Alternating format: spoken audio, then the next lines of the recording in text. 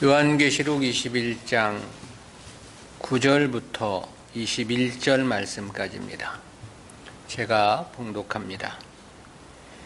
일곱 대접을 가지고 마지막 일곱 재앙을 담은 일곱 천사 중 하나가 나와서 내게 말하여 가로되 이리 오라. 내가 신부 곧 어린 양의 아내를 내게 보이리라 하고 성령으로 나를 데리고 크고 높은 산으로 올라가 하나님께로부터 하늘에서 내려오는 거룩한 성 예루살렘을 보이니 하나님의 영광이 있음에 그 성의 빛이 지극히 귀한 보석 같고 벽옥과 수정같이 막더라. 크고 높은 성곽이 있고 12문이 있는데 문에 12천사가 있고 그 문들 위에 이름을 썼으니 이스라엘 자손 12지파의 이름들이라. 동편의 세 문, 북편의 세 문, 남편의 세 문, 서편의 세 문이니 그 성의 성곽은 12기초석이 있고 그 위에 어린 양의 12사도의 12 이름이 있더라. 내게 말하는 자가 그 성과 그 문들과 성곽을 청량하려고 금갈대를 가졌더라. 그 성은 네모가 반듯하여 장광이 같은지라. 그 갈대로 그 성을 청량하니 1만 2천 스타디온이요 장과 광과 고가 같더라. 그 성곽을 청량함에 144규빗이니 사람의 청량 곧 천사의 청량이라. 그 성곽은 벽옥으로 쌓였고 그 성은 정금인데 맑은 유리 같더라. 그 성의 성곽의 기초석은 각색 보색으로 꾸몄는데 첫째 기초석은 벽옥이요 둘째는 남보석이요 셋째는 옥수요 넷째는 녹보석이요 다섯째는 홍만호요 여섯째는 홍보석이요 일곱째는 황옥이요 여덟째는 노곡이요 아홉째는 다망옥이요 열째는 비치옥이요 11째는 청옥이요 12째는 자정이라. 그 12문은 12진주니 문마다 한 진주요 성의 길은 맑은 유리 같은 정금이더라. 아멘. 오늘은 새 예루살렘 성의 면모라는 제목으로 말씀을 듣겠습니다. 앞선 내용은 새 하늘과 새 땅 그리고 새 예루살렘 성에 대한 본질 및 내적 양상과 관련한 말씀이었습니다. 이어진 본단락은 새 예루살렘 성의 외적인 면모에 대해서 밝혀준 말씀입니다. 즉 예루살렘 성의 기원과 외적 양태 그리고 규모에 대해서 보다 구체적으로 밝혀준 거죠. 이 부분 9절부터 21절까지는 구속사적 교훈까지 6으로 구분해서 살펴보겠습니다. 첫 번째는 환상의 서론인데요. 9절 말씀입니다. 일곱 대접을 가지고 마지막 일곱 재앙을 담은 일곱 천사 중 하나가 나와서 내게 말하여 가로되 이리 오라. 내가 신부 곧 어린 양의 아내를 내게 보이리라. 여기서의 이 일곱 대접은 인류의 최종 심판인 일곱 재앙을 가리킨 표현입니다. 그 일곱 대접은 일곱 천사가 각각 하나씩을 맡고 있었죠. 그런데 그중 한 천사가 본문에서 소개된 겁니다. 따라서 이는 17장 1절에서 소개되었던 천사일 것으로 추정이 됩니다. 저는 거기에서 큰 음료, 즉 천주교가 받을 심판을 밝혀주면서 등장했던 천사였습니다. 그런데 본문에서는 그와 대조를 이루어 어린 양의 신부를 밝혀주고자 등장한 거죠. 여기서 신부로 번역된 헬라어 텐 림펜과 아내로 번역된 텐 귀나이카는 창세전 택하신 하나님 백성들을 가리킴입니다. 앞선 6절과 7절을 대입한다면 이들은 목마른 자들이고 이긴 자들이라고 말할 수 있겠습니다. 두 번째는 새 예루살렘 성의 기원입니다. 본문은 앞서 언급된 천사가 요한에게 어린 양의 신부를 보여주었다는 내용인데요. 10절입니다. 성령으로 나를 데리고 크고 높은 산으로 올라가 하나님께로부터 하늘에서 내려오는 거룩한 성 예루살렘을 보이니, 이 역시 계시록 17장 3절과 병행되는 구절입니다. 17장 3절에서는 곧 성령으로 나를 데리고 광야로 가니라 그랬습니다. 여기서 이 성령으로 데리고 간다는 표현은 육체적인 공간 이동을 의미하는 것은 아닙니다. 성령 안에서 체험한 영적 환상임을 나타내 주는 겁니다. 요한은 성령이 자신을 크고 높은 산으로 데리고 올라갔다 그렇게 말했죠. 근데 원문에는 무엇 위에를 뜻하는 에피라는 단어가 첨부되어 있습니다. 따라서 이는 성령의 강권적인 역사가 요한을 크고 높은 산 꼭대기로 데리고 갔다는 의미가 됩니다. 그렇다면 왜 크고 높은 산으로 데리고 간 것일까? 그것은 높은 산 위가 모든 것을 관망하기 적합한 장소였기 때문입니다. 그리고 이는 계시의 명확함과 확실성을 나타내 주는 것입니다. 모든 것을 산 위에서 보았기 때문에 정확히 그리고 똑똑히 보았음을 강조한 표현이기 때문입니다. 그런데 이러한 거룩한 성 예루살렘 성이 하늘에서 내려오는 광경은 2절에서도 언급이 되었었지요. 그러나 그렇다 해서 새 예루살렘 성이 두 차례 하늘에서 내려왔다는 뜻은 아닙니다. 즉 앞에서는 새 예루살렘의 내적이며 본질적 양태를 밝혀주었다면 본절 이하에서는 그 성의 외적이며 실제적인 면을 밝혀주기 위한 성경 저술 방법인 것입니다. 세 번째는 새 예루살렘 성의 구조인데요. 본달락은 하나님께로부터 내려온 새 예루살렘 성의 시각적 의미에서의 외향적 양태와 구조를 밝혀준 말씀입니다.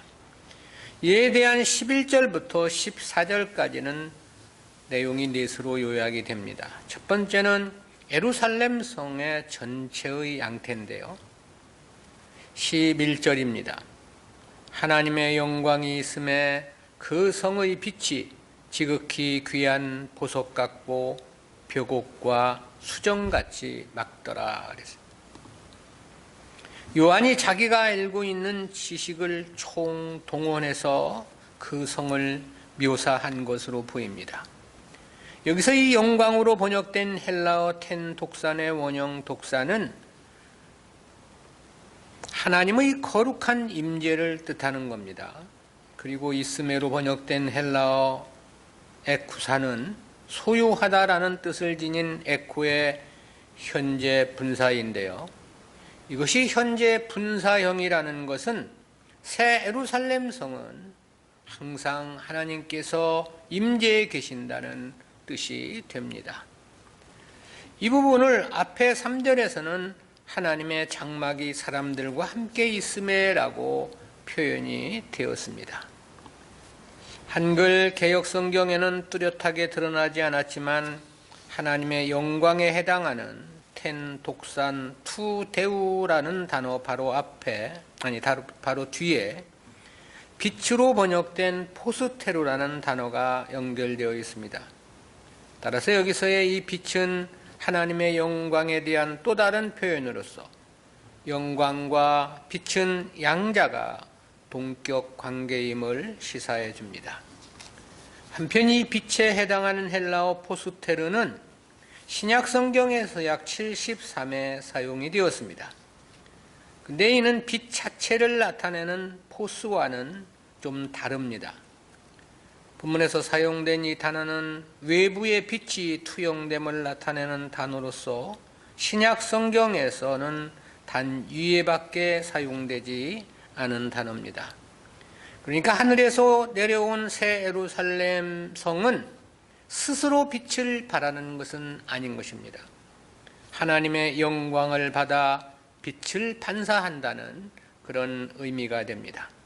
그런데 그 반사되는 빛에 대해서 지극히 귀한 보석 같고 벽옥과 수정같이 막더라 그랬죠. 그 영광의 빛을 지극히 귀한 보석, 그리고 벽옥, 이 수정이라고 하는 세 가지를 통해서 묘사해 준 겁니다.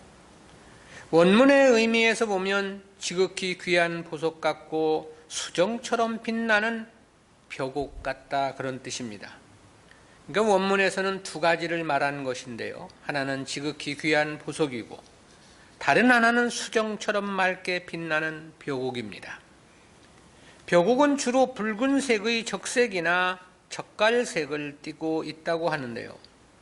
그야말로 생각만 해도 매우 화려한 색깔의 보석인 거죠. 새 예루살렘 성이 하나님의 영광에 의해서 이처럼 고귀하고 찬란하며 화려함을 표현해 준 것입니다. 이러한 말씀에는 성도의 영광은 성도 자체의 것이 아니라는 교훈적 의미도 있습니다. 오직 하나님이 함께해 주심 안에서만 영광스러울 수 있음을 말해주는 것입니다. 성도가 절대 자기를 나타내거나 자랑해서는 안 되는 이유입니다. 아울러 성도는 하나님의 뜻, 하나님의 말씀에 순종으로 살아갈 때만이 비로소 영광스러운 승리의 삶이 가능하다는 것도 잊어서는 안 됩니다. 실제 우리에게 하나님께서 함께해 주시지 않는다면 우리는 아무것도 할 수 없는 무력한 존재에 불과하기 때문에 그렇습니다. 두 번째는 예루살렘 성의 성곽과 12문인데요. 앞선 내용이 새 예루살렘 성의 전체적인 영광의 화려함에 대한 묘사였습니다. 이어진 본문 12절은 새 예루살렘 성의 성곽과 출입문에 대한 기사인데요. 12절이죠. 크고 높은 성곽이 있고 12문이 있는데 문에 12천사가 있고 그 문들 위에 이름을 썼으니 이스라엘 자손 12지파의 이름들이라. 여기서 이 성곽이란 성벽을 뜻하는 말이고요. 근데 그 성벽이 크고 높다 그랬습니다. 이 부분은 이어지는 12절부터 20절에서 매우 상세히 설명을 해줍니다. 근데 이 성곽을 수식하는 크고 높은이라는 형용사는 10절에서 요한이 성령의 압도적인 감동 속에 이끌려갔던 산을 묘사했던 그 표현입니다. 물론 1차적인 의미는 문자적인 의미와 같이 매우 크고 높다라는 그런 뜻이죠. 그러나 하나님의 신성과 관련한 묵시적인 의미도 함축되어 있다고 볼 수 있는데요. 다시 말하면 어떤 적들도 침입 불가능한 화려하면서도 거대한 성임을 나타내주고 있는 것입니다. 한편 천국에도 침략하는 적을 방어해야 하는 성벽이 필요한가? 라는 의문을 우리가 가져볼 수 있겠는데요. 그러나 이는 그런 개념은 아닙니다. 그 어떤 대적도 없고 위험도 없고 안전하며 평화롭다는 측면을 나타내주는 은유적인 표현인 것입니다. 이때는 이미 악의 세력들은 모두 둘째 사망에 처해진 상태입니다. 그러기에 새 예루살렘 성의 안전성과 영원한 평화로움을 이렇게 밝혀주고 있는 거죠. 그리고 크고 높은 성곽에는 모두 12개의 문이 있다고 그랬죠. 그리고 그 문에는 12천사가 있다고 그랬습니다. 성문을 지키는 문지기가 천사임을 밝힌 건데요. 역시 천사가 성도들을 지키며 보호한다는 의미가 되겠죠. 천사는 본래 하나님의 구속사를 수중드는 종입니다. 그러나 우리 하나님 백성들은 하나님의 유업을 받아 누릴 하나님의 후사이고 아들들인 거죠. 그래서 히브리서 기자는 히브리서 1장 14절에서 그렇게 말씀했죠. 모든 천사들은 부리는 영으로서 구원 얻을 후사들을 위하여 섬기라고 보내심이 아니뇨. 따라서 하나님 백성들이 거하는 새 예루살렘 성의 문을 천사가 지키는 것은 너무나도 당연하지 않느냐, 그런 생각을 해보고요. 그런데 그 문들 위에 12지파의 이름들이 쓰여 있다 그랬죠.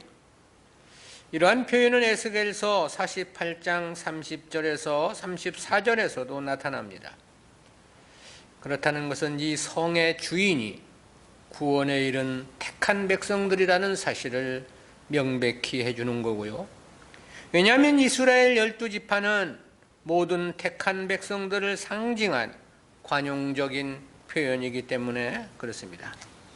그렇지만 일단 여기서는 구약의 성도들을 상징해서 표현한 것입니다. 세 번째는 예루살렘의 12문의 위치입니다. 앞선 내용은 성곽과 12문에 대한 보도였지요. 이어진 본문은 그 12문의 위치에 대해서 밝혀준 내용인데요. 13절입니다. 동편의 세 문, 북편의 세 문, 남편의 세 문, 서편의 세 문이니 동서남북 사방의 문이 셋씩 있다는 그런 말씀이죠. 이 내용은 에스겔서 48장 31절부터 34절에서 보다 상세히 예언이 되었습니다. 거기 보면 동서남북에 나 있는 이 각각의 세 문은 역시 각각 한 지파의 문으로 소개되고 있습니다. 북의 세 문은 루벤, 유다, 레위 지파의 문으로 언급되었고요. 동문은 요셉, 베냐민, 단 지파의 문이라고 그랬고요. 남문은 시므온, 이사갈, 스불론 지파의 문이고, 서문은 갓과 아셀, 납달리 지파의 문이라고 했습니다. 즉 새 예루살렘 성의 주인은 택한 백성들이며 그 성 자체가 그리스도의 신부 대신 구원받은 성도들을 상징하고 있는 것입니다. 또한 이처럼 동서남북으로 문이 나 있는 것은 구속함을 받은 성도가 천하 만국에서 들어올 것이라는 의미를 상징해 주는 것입니다. 네 번째는 예루살렘 성의 기초석입니다. 성의 기초석에 대한 14절은 둘로 구분이 되는데요. 첫 번째는 14절 상반절에서 그 성의 성곽은 12기초석이 있고 그랬습니다. 여기서 기초석으로 번역된 헬라어 데멜리우스는 놓다, 두다, 세우다라는 뜻을 지닌 동사 티데미에서 파생된 명사입니다. 문자적으로는 단순히 기초라는 뜻입니다. 이 기초석은 문자 그대로 건물을 지을 때 가장 아래에 자리하는 돌로서 건물을 지탱하는 핵심적인 요소죠. 그러면서도 이 기초석은 대부분이 땅 밑에 깔려 있는 것이 상식 아니겠습니까? 따라서 이는 눈으로는 보이지 않는 돌이라고도 말할 수 있겠는데요.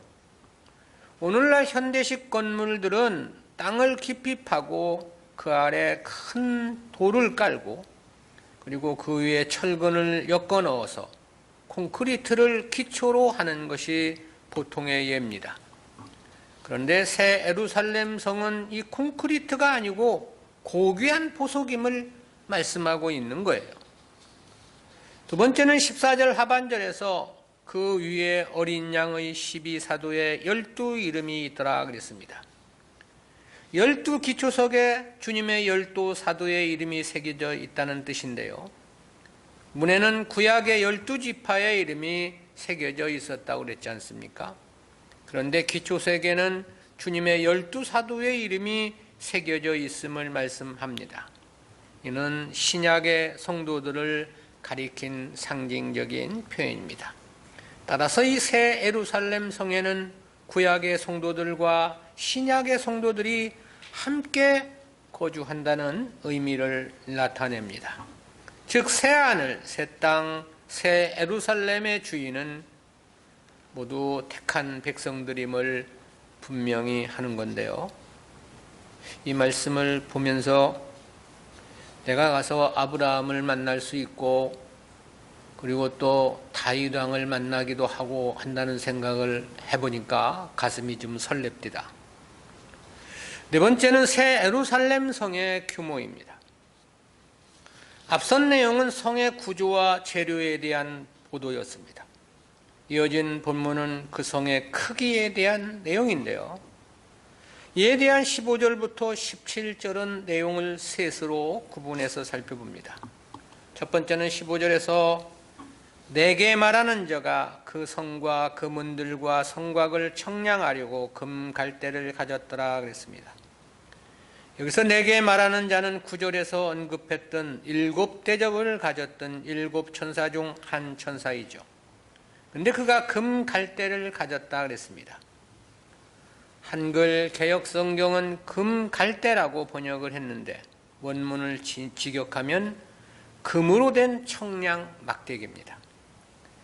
그가 이처럼 금으로 된 청량 막대기를 들고 있는 까닭은 성과 성곽과 성문을 청량하기 위해서인 거죠. 이러한 청량은 에스겔서 40장과 41장 그리고 스가랴서 2장 1절부터 5절 내용과도 병행을 이룹니다. 두 번째는 16절에서 그 성은 네모가 반듯하여 장광이 같은지라 그 갈대로 그 성을 청량하니 12000 스타디니요 장과 광과 고가 같더라 그랬습니다. 이 천사가 성의 규모를 측량을 했던 거죠. 근데 그 성은 우선 네모가 반듯했고 장광의 길이가 같았다고 말씀하죠. 이러한 표현 역시 에스겔서 48장 20절에서도 등장을 하는데요. 그런데 청량된 성의 길이와 넓이와 높이가 모두 똑같은 12000 스타디온이라고 말씀했습니다.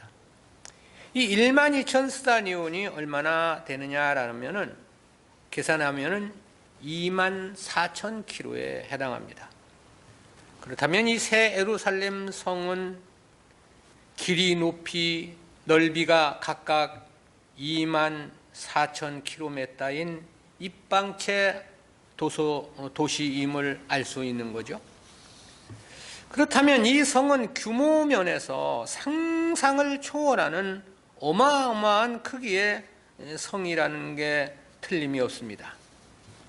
한국에서 제일 높은 롯데타워 123층에 있는 전망대 높이가 500m라고 그러던데요.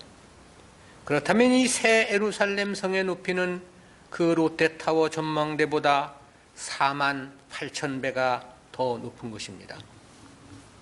오늘날 아파트 한 개 층의 높이가 약 3m라는 점을 감안해 보면 이는 800만 층이나 되는 셈입니다. 대기권이 약 700km 정도라고 하니까 이 대기권 높이보다도 34배하고도 200km를 더 올라가야 하는 높이입니다.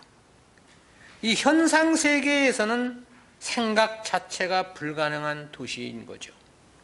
그런데 이러한 크기의 새 예루살렘을 말씀하시면은 가장 우선적으로는 아담으로부터 주님 재림 때까지 구원에 이르게 될 택한 백성들이 살아가기에 그 장소가 충분하고 넘친다는 의미를 나타내 줍니다. 그러나 이는 역시 하나의 비유적인 표현이지 실제는 그보다도 1000만배, 억만배 더 클 수도 있다는 생각을 해봅니다. 태양계 우주를 창조하신 하나님의 능력에 비추어 보면 그렇다는 거죠. 세 번째는 17절에서 그 성곽을 청량함에 144규빗이니 사람의 청량 곧 천사의 청량이라 그랬습니다. 앞선 내용은 도시의 규모를 말한 거고요. 근데 본문은 성벽의 규모입니다. 성벽은 144규빗이라고 그랬습니다. 144규빗이라는 것은 약 70m에 해당되는 규모인데요. 근데 이것이 성벽의 높이를 말한 것인지 아니면 성벽의 두께를 말한 것인지는 명확치가 않습니다. 이게 높이를 말한 것이라면 성의 규모에 너무나 초라한 성벽이 되겠죠. 따라서 이는 성벽의 두께로 보아야 하지 않느냐 그런 생각을 해봅니다. 그러나 사실 이러한 표현들 역시 상징적인 의미이지 실제 성의 규모를 가리킴은 아닌 거죠. 때문에 이를 천사의 측량이라고 말씀하기도 했는데요. 아무튼 이와 같은 성과 성곽의 묘사는 구원받은 성도들의 삶의 터전이 차고 넘칠 만큼 충분하고 아울러 안전하다는 것을 나타내주는 목적이 있습니다. 실제 규모 면에서 보면 아담부터 주님 재림 때까지 구원받은 성도들이 안전하고 풍요롭게 살아가기에 차고 넘칠 것만은 명백해 보입니다. 다섯 번째로 새 예루살렘 성의 건축 재료들입니다. 앞선 내용은 예루살렘 성의 구조와 규모에 대한 보도였고요. 이어진 본 단락은 그 성을 건축한 재료들을 밝혀주고 있는 내용인데요. 크게 세 가지로 구분되어 설명되었습니다. 첫 번째는 성곽과 성의 재료입니다. 18절이죠. 그 성곽은 벽옥으로 쌓였고 그 성은 정금인데 맑은 유리 같더라. 성곽의 재료는 벽옥이라고 그랬어요. 이는 앞에 11절에서 언급된 보석이죠. 그러니까 성벽 전체 길이인 96,000km가 벽옥으로 둘러싸여 있다는 그런 의미가 됩니다. 지구 둘레가 약 40,075km라고 하니까 지구의 2배보다도 더 큰 성벽이 되는 셈입니다. 근데 그 성벽의 길이가 70m인데 그것이 모두 벽옥으로 되어 있다는 놀라운 사실이죠. 근데 더욱더 우리가 크게 놀라지 않을 수 없는 것은 성의 재료가 정금이라는 사실이죠. 이에 해당하는 헬라어 크루시온 카다론에서 이 카다론은 순수한 맑은이라는 뜻을 나타냅니다. 불순물이 하나도 섞이지 않은 순도 100%의 금으로 건축되었다는 그런 뜻입니다. 그래서 요한은 이를 두고 맑은 유리 같더라라고 표현을 했습니다. 역대상 29장 40절에서는 다윗이 하나님께 오빌의 금 3,000달란트를 드렸음을 말씀하고 있죠. 그 당시는 이 오빌의 금이 가장 순도 높은 좋은 금이었습니다. 그런데 본문에서 언급된 이 금은 그보다도 더 순도 높고 질 좋은 금이라고 말할 수 있겠습니다. 그것은 맑은 유리 같다는 요한 사도의 표현에서 볼 때 그렇습니다. 그야말로 이는 그 성의 아름다움과 화려함 그리고 상상을 초월한 가치가 우리를 어안이 벙벙하게 만들기에 충분하죠. 두 번째는 성곽 기초석의 재료인데요. 앞선 내용은 성곽과 성을 건축한 재료에 대한 보도였습니다. 이어진 본단락은 성곽의 기초석에 대한 보도인데요. 19절 20절입니다. 그 성의 성곽의 기초석은 각색 보석으로 꾸몄는데 첫째 기초석은 벽곡이요 둘째는 남보석이요 셋째는 옥수요 넷째는 녹보석이요 다섯째는 홍만호요 여섯째는 홍보석이요 일곱째는 황옥이요 여덟째는 노곡이요 아홉째는 다망옥이요 열째는 비치옥이요 열한째는 청옥이요 열두째는 차정이라. 모두 12가지 각색 보석을 언급한 거죠. 그야말로 형형색색의 진귀한 보석들이 그 성의 기초돌로 사용되었음을 볼 수 있습니다. 기초돌이 이 정도 보석이었다면 그 위에 지어진 그 건물은 얼마나 화려하고 찬란할 것인가를 생각해 보게 됩니다. 그 성은 그야말로 가장 값진 것들로만 만들어진 것으로서 너무나도 고귀한 세상이 아니냐 그런 생각을 할 수 있겠죠. 모두가 보석으로 이루어진 성곽이요 정금으로만 지어진 성이기 때문에 그렇습니다. 그리고 영적 의미로는 주님의 고귀한 희생과 성도들의 희생이라는 의미도 이 기초 속에는 함축되어 있습니다. 천국의 영화와 영광은 주님의 희생을 기초로 해서 성도들의 희생을 그 기초로 하고 있는 까닭에 그렇습니다. 세 번째는 12문의 재료와 성의 길의 재료입니다. 21절이죠. 그 12문은 12진주니 문마다 한 진주요 성의 길은 맑은 유리 같은 정금이더라. 12문은 12진주로 되어 있다고 그랬어요. 그리고 각각 한 문마다 한 진주가 사용되었다고 그랬죠. 고대 세계에서 진주는 오늘날 유통되는 진주와는 그 가치가 현격하게 달랐습니다. 왜냐하면 오늘날에는 인조 진주가 대부분이지만 고대에는 인조 진주가 없었기 때문입니다. 그래서 주님은 진주 장사를 비유로 천국의 고귀함을 교훈해 주신 바도 있죠. 그만큼 당시 진주는 매우 높은 가치의 보석이었던 것입니다. 그러므로 이 또한 상상을 초월한 화려함과 아름다움 그리고 고귀한 가치를 나타내주고 있는 거죠. 그런데 여기에 더해서 성의 길은 맑은 유리 같은 정금이더라 그랬습니다. 이 맑은 유리 같은 정금은 성 자체의 재료를 언급할 때도 사용이 되었는데요. 여기서 이 맑은으로 번역된 헬라어는 디아우게스입니다. 이는 무엇을 통하여라는 뜻의 접두어 디아라는 단어와 광선을 뜻하는 아우게스의 합성어로서 문자적으로는 무엇을 통하여 빛나는 이라는 그런 뜻입니다. 이 단어는 신약 성경에서 본문에서만 유일하게 사용이 됐습니다. 이 역시 새 예루살렘 성의 길이 얼마나 순수하고 깨끗한 황금으로 이루어져 있는가를 우리에게 밝혀주고 있는 내용인데요. 동시에 또한 그것이 얼마나 찬란하게 빛을 발하고 있는지를 밝혀주고 있는 것입니다. 도저히 값으로는 환산할 수 없는 찬란한 세계입니다. 왜냐하면 사람들이 걸어다니는 길바닥이 맑은 유리 같은 정금이라는 것이 그런 거죠. 우리는 이와 같은 말씀에서 두 가지 구속사적인 교훈을 생각해 보는데요. 첫 번째, 성도는 교회 공동체의 주인이며 주인공이라는 교훈입니다. 그것은 성도들이 영원히 거할 무궁한 세계의 면모를 통해서 생각해 보게 되는 중요한 교훈인데요.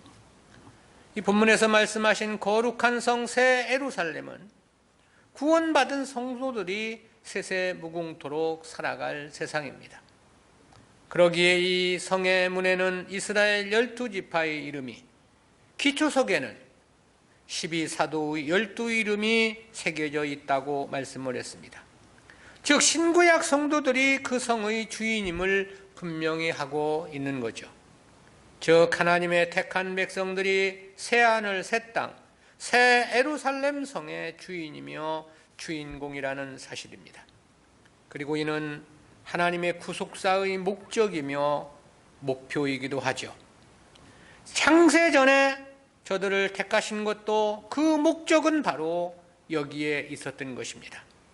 구원의 과정에서 세상을 창조한 것도 목적은 바로 여기에 있는 것입니다. 그리스도의 대속 역시 목표는 여기에 있고요. 그리고 지상의 교회를 세우시고 택한 백성들을 구원해 가시는 과정도 결국은 그 목적은 새하늘 새 땅 새 예루살렘 성에 있다라는 것입니다. 그렇다면 성도들은 무엇보다 교회의 일은 남의 일일 수 없는 거죠. 교회가 목사 것도 아닌 것이며 그렇다고 장로 것일 수도 없습니다. 택한 백성들이라면 모두 자기 것이고 자기 일인 것이죠. 따라서 성도는 누구라도 교회의 주인으로서 살아야 하는 것입니다. 즉 교회를 남의 일처럼 생각해서는 안 된다는 거죠. 해도 그만 안 해도 그만이라는 그런 정신이어서는 안 됩니다. 모든 일이 다 내 일이고 적극적으로 동참하고 함께 해야 하는 일인 거죠. 실제 교회는 택한 백성들을 위해 세워진 것이고 그들을 위해 경영되어 가는 것이기 때문에 그렇습니다. 그뿐만이 아닙니다. 새 예루살렘 성에서 받게 되는 영화와 영광은 누구에게나 똑같이 공평하게 주어지는 것은 아니라고 했습니다. 이 세상에서 어떻게 믿음으로 살았느냐에 따라 그 영광과 영화의 차등이 있음을 말씀했죠. 그래서 마태복음 6장 20절에서 오직 너희를 위하여 부모를 하늘에 쌓아두라고 말씀을 했던 거고요. 누가복음 12장 23절에서는 너희 소유를 팔아 구제하여 낡아지지 않는 주머니를 만들라고 말씀을 했고요. 계시록 2장 10절에서는 죽도록 충성하라라고 말씀을 하셨던 것이죠. 기초석이 각종 보석이요 성과 길이 맑은 유리 같은 정금이라고 하지 않았습니까? 그렇다면 충성에 따라 약속된 상과 기업은 얼마나 고귀한 것일까는 대충 짐작해 볼 수 있는 대목입니다. 실로 오늘 우리들이 지금 이야기하는 언어로는 표현 불가능하지 않느냐는 생각을 갖게 합니다. 따라서 우리가 하나님의 택한 백성이 분명하다고 생각이 들어진다면 더욱더 교회 공동체의 주인으로 살아가야만 합니다. 남의 일 쳐다보듯이 해서는 안 된다는 거죠. 다른 사람 일 구경하듯이 신앙생활을 그렇게 해서는 절대 안 되는 것입니다.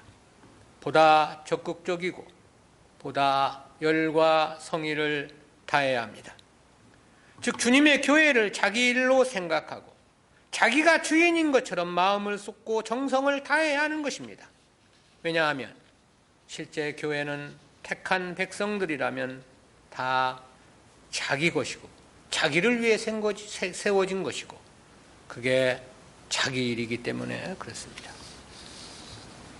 두 번째는 세상 나라 소망으로 사는 것은 믿음일 수 없다는 거죠.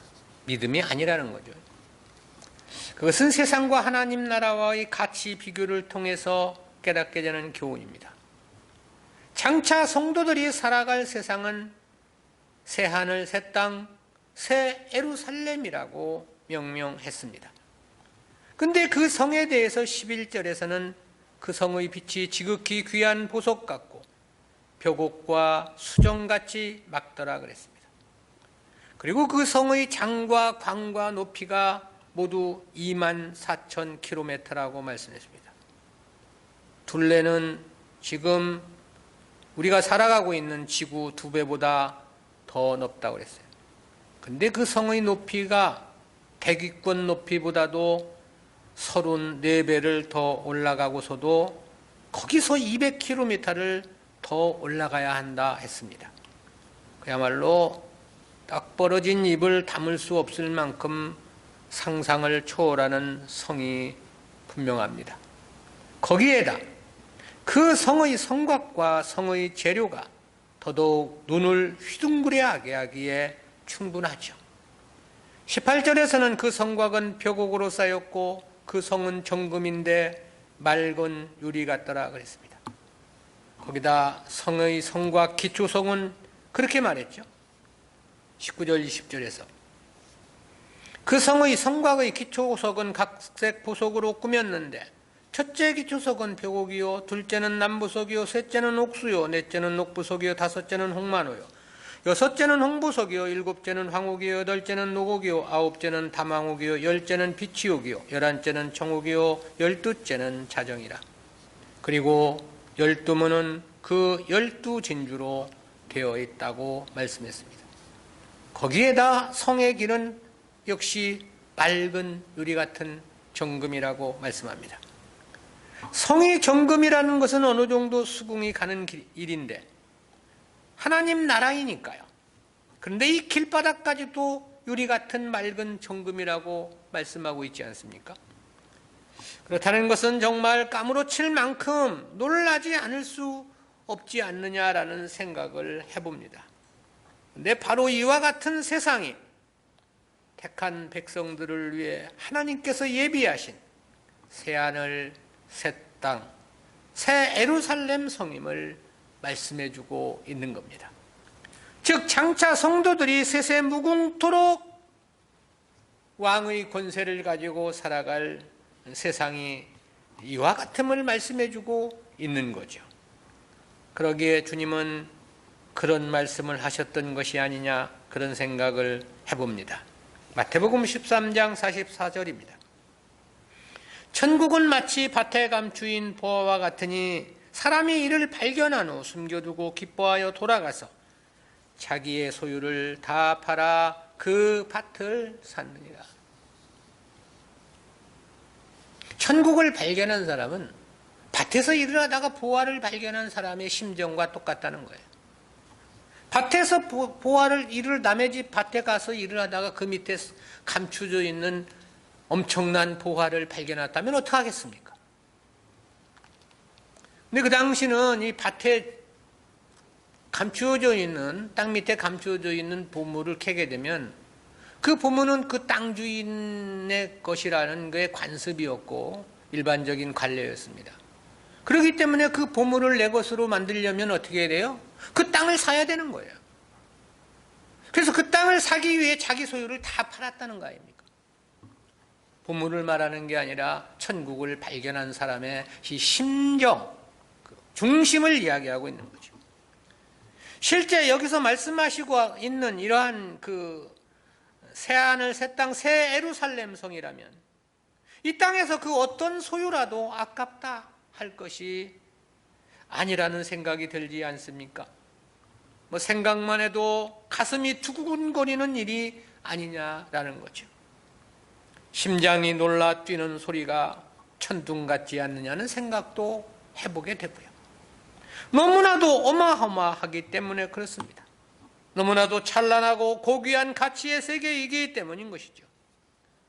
그야말로 떡 벌어진 입이 다물어질 수 없는 광경이 아니냐, 그런 생각도 해보고요. 그런데 그럼에도 성도가 세상 일에 마음을 빼앗긴다는 것은 그건 무엇이겠습니까? 천국을 발견하지 못했다는 것이고, 그렇다면 그것은 믿음이라 말할 수 없는 것이겠죠. 세상 일 때문에 하나님 믿는 믿음 생활을 적당히 한다는 것은 역시 믿음이라고 말할 수 없다는 것입니다. 왜냐하면 하나님이 믿어지고, 그래서 하나님 나라가 믿어진다면 절대 그런 성도는 세상 소망으로 살아갈 수 없기 때문입니다. 왜냐하면 이 세상과 하나님 나라는 그 가치에 비교해서 절대 견줄 수 있는 비교 대상이 아니기 때문에 그런 거죠. 모르기 때문이고 믿지 않기 때문이지 결코 그럴 수 없는 일이라는 사실입니다. 우리가 하나님을 믿고 하나님 말씀을 믿는 하나님 백성이 분명한가? 그렇다면 이제 하나님 나라만을 소망하며 살아야 하는 거겠죠. 그 세계는 세상을 100만 개, 1000만 개를 주고서도 바꿀 수 없는 너무나도 찬란한 영광, 고귀한 가치의 세계이기 때문에 그렇습니다.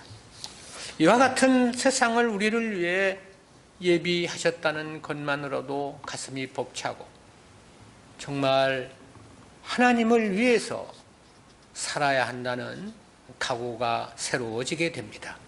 기도합니다. 사랑의 하나님, 은혜 감사합니다. 우리를 위해 예비해 주신 그 영원한 하나님의 나라, 말로 다 표현 불가능한 그 엄청난 세계를 우리를 위해 예비해 주심 진실로 감사합니다.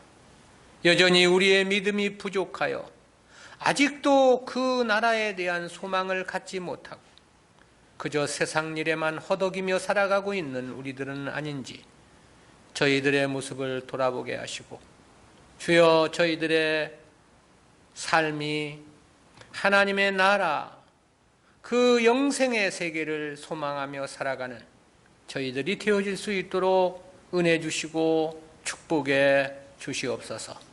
감사드리옵고 예수님의 이름으로 기도드리옵나이다. 아멘.